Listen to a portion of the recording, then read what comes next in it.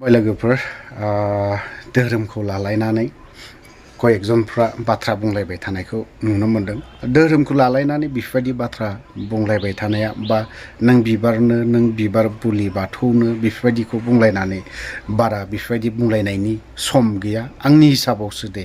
थ' आं गोबां बाथ्रा बुंनो थाङा बे धोरोमनि बेलायावहाय जायखिजाया साहित्य सभानि जेनेरेल सेक्रेटारि नीलकान्त बसुमतारी सारा मा बाथ्रा बुंदों बा बै न'खराव हाबैदोंमोन बिनि माखासे स्टेटमेन्ट होनायखौ जों खोनासंनानै लानि।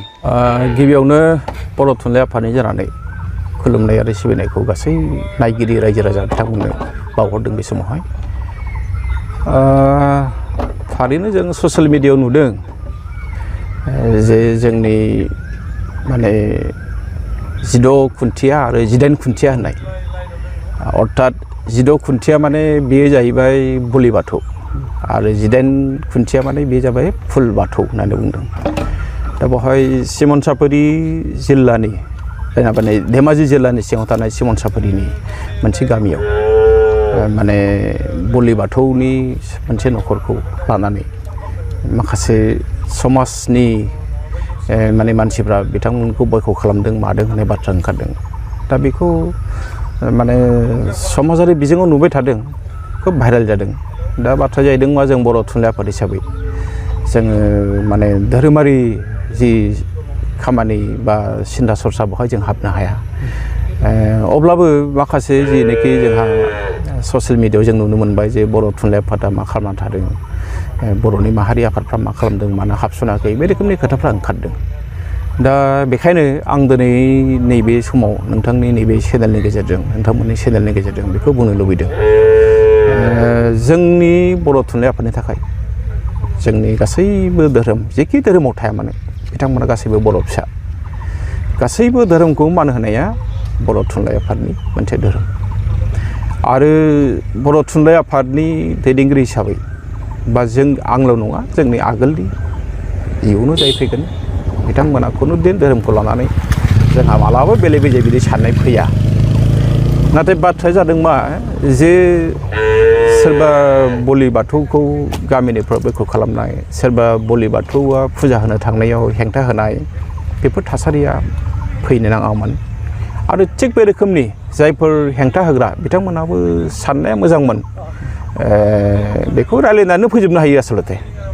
दा आं दिनै नैबे बिजोंनि गेजेरजों खावलायनोसो लुबैदों, जिहेतु माखासे मानसिफ्रा बुंदों जे बर' थुनलाइ आफादा बेवहाय हाबनांगौ, दुलाराय बर' फरायसा आफादा बेवहाय हाबनांगौ। दा जोङो थोंजोङै हाबालासिनो जों दिनै खावलायनो लुबैदों, जिहेतु जोंहा गोबां दैदेनगिरि बिथांमोन दङ, बुलि बाथौनि दैदेनगिरि बिथांमोन दं, जोंहा फुल बाथौनि दैदेनगिरि बिथांमोन दं। बिथांमोना सावरायनायनि गेजेरजों बेफोर जेंनाखौ फोजोबनो हायो।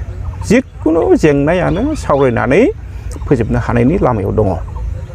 आं दिनै फुङावनो जोंहा बुलि बाथौनि गाहाय नेहाथारि आं बिथांजों सावरायदों आरो लोगोसे फुल बाथौनि गाहाय नेहाथारि बिथांजोंबो आं सावरायहरदों। गासैबो खोथाखौ आं बुंदों जे बेफोरबायदि जाथाया जानो नाङामोन। मानोना जोंनि बर'फ्रा बेसेबां दं मोजोमसे, जोंना धोरोमखौ लानानै जों मालाबाबो खुनु गोनो गोथो सानलायनो नाङा। बर' थुनलाइ आफादा जों मालाबाबो बेखौ लुबैया। जों जेब्लायबो गासैबो बर'खौ लानानै जों खौसे थानायखौसो जों लुबैयो। आरो जुदि बिथांमोना सावरायनायाव माबाफोर जुदि मोननैजों थोंजोङै जुदि बिथांमोना उसुबिदा जादोंब्ला, जेंना नुजादोंब्ला बिथांमोना जुदि जोंखौ बुङोबा जों हाबसननानै जों रायलायनायावबो जों रेडि, जुदि बिथांमोना लुबैबासो।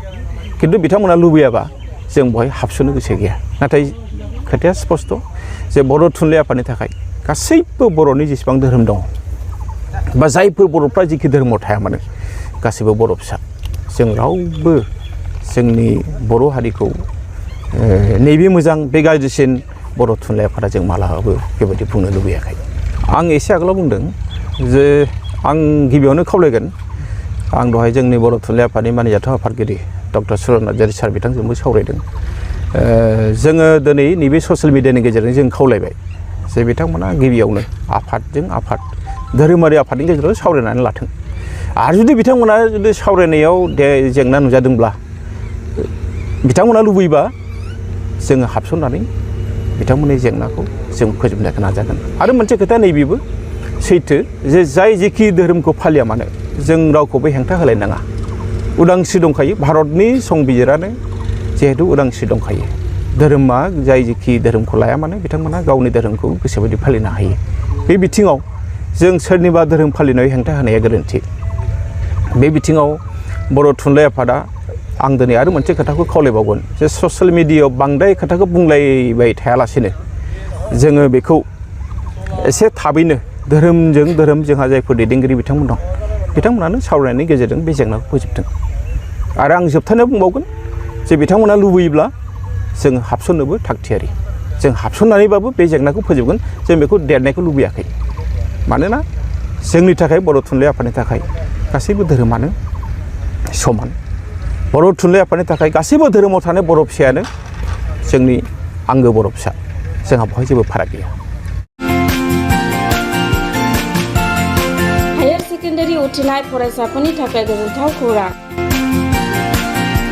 BA सेथि सेमिस्टारनि थाखाय गबिन्द बसुमतारी कलेजाव मुं थिसननाया सोलिगासिनो